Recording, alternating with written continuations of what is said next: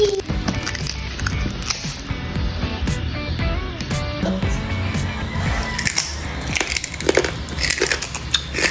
guys! So for today's video ay magluluto tayo ng crispy pork belly. Hihiwa-hiwaan nga lang pala natin ito para madaling pumasok ang mga seasoning na gagamitin natin mamaya. Make sure lang na yung mga hiwa natin is hindi sagad na sagad sa ating karne. At tutusok-tusokin nga lang pala natin ng tinidor ang balat para mas maging maayos ang luto nito. Naglagay nga lang pala ako ng isang pack ng ginisa mix, garlic powder, pamintang durog at Italian seasoning, konting rosemary para sa ating pampalasa.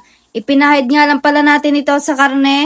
Siguraduhin nga lang pala natin na malalagyan ng bawat gilid ng karne na pinaghiwaan natin kanina. At siguraduhin nga din pala na hindi malalagyan ng balat nito. Nilinis ko nga lang pala mabuti ang balat nito kasi makakatulong ito para mas maging malutong ang balat natin mamaya. Ilalagay nga lang pala natin ang ating belly sa foil. Gagawan nga lang pala natin ito ng box na kasing laki lang ng ating belly. Lilinisin nga lang pala ulit natin ito bago natin gawin ang mismong box ng ating belly.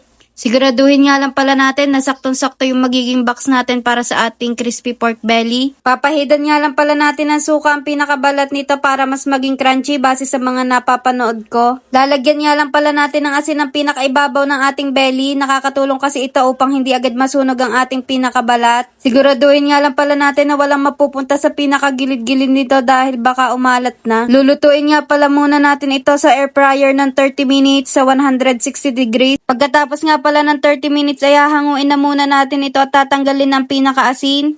Siguraduhin muna natin na natanggal na natin lahat ng asin dahil baka umalat na ito. Pagkatapos naman nito ay lalagyan naman natin ito ng oil bago ulit natin iluto sa air fryer ng 30 minutes for 200 degrees Celsius.